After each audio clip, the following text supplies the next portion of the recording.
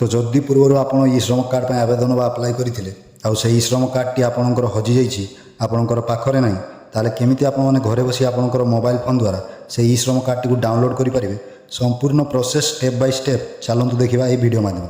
तेणु वीडियोटी को आरंभ शेष पर्यंत देखूँ और जदि आप आम चैनल को नुआ देखुं आम चैनल को सब्सक्राइब कर घंटी बटन को क्लिक कर ऑल सिलेक्ट करूँ तो से आपंकर फोन में जेकोसी गोटे ब्राउजर को जाई सर्च करूँ ई श्रम कार्ड लिखि सर्च कलापर आपंक सामने जो प्रथम लिंक शो कर क्लिक करूँ तापर आप गो टू मेन पेज उपर क्लिक कर दिंतु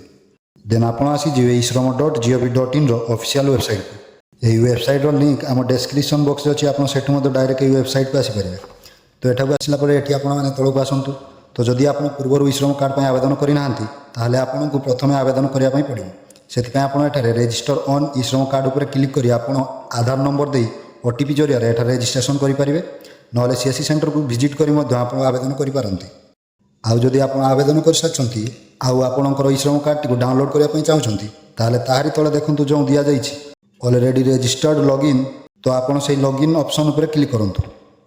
तापर आपंक सामने लॉगिन पेज ओपन हो प्रथम आपंकर मोबाइल नंबर दिंतु जो मोबाइल नंबर टी आपंकर आधार कार्ड सहित लिंक अच्छी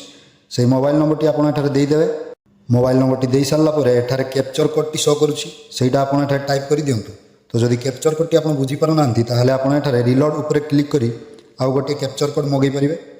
तो कैप्चर दे सारापर सेंड ओटीपी पर क्लिक कर दिंतु जमी आप सेंड ओटीपी पर क्लिक करपंकर से मोबाइल नंबर को गोटे ओटीपी जीव से ओटीपी को आप भरी दिंतु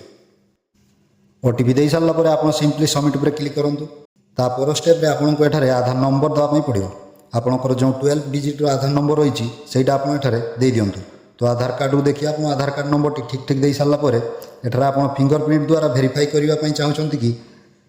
आईरिस किंबा ओटीपी द्वारा तो से आप क्लिक करूँ जदि आप ओटीपी को सिलेक्ट कर आपंकर आधार कार्ड सहित लिंक थी मोबाइल नंबर को गोटे ओटीपी जीव केवल से ओटीपी दे आप लॉगिन हो पारे तेणु आम एठार ओटीपी को सिलेक्ट कले तापर सेमती आपको एठार गोटे कैप्चर कोड शो करूँ सेटा आप टाइप कर दिंतु एवं सबमिट पर क्लिक करूँ तापर आपंकर आधार कार्ड सहित लिंक थी मोबाइल नंबर को गोटे ओटीपी जीव तो क्यों मोबाइल नंबर टी आपंकर आधार कार्ड सहित लिंक अच्छी से मोबाइल नंबर लास्ट 4टी नंबर एठार शो करूँ तो से नंबर को आसी ओटीपी को आप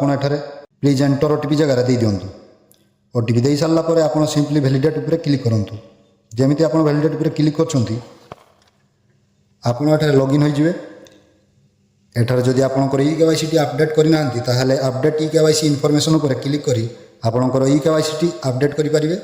तो आम जेहेतु श्रम कार्ड टी डाउनलोड करने चाहूचे से एठार ऊपर देखूँ जो दि जाइए कि डाउनलोड यूएन कार्ड आप तार उपर क्लिक करूँ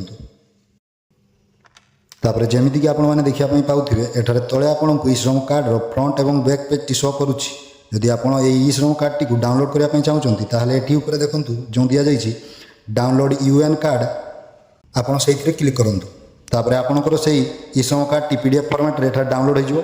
तो आप चाहिए यार कलर प्रिंट बाहर कर पाखे रखिपारती तो एमती प्रोसेस आप घरे बसी आप मोबाइल फोन द्वारा अति सहजरे श्रम कार्ड टी डाउनलोड करेंगे तो जब वीडियो भल लगी वीडियो गोटे लाइक और आम चैनल को सब्सक्राइब करूँ जय जगन्नाथ।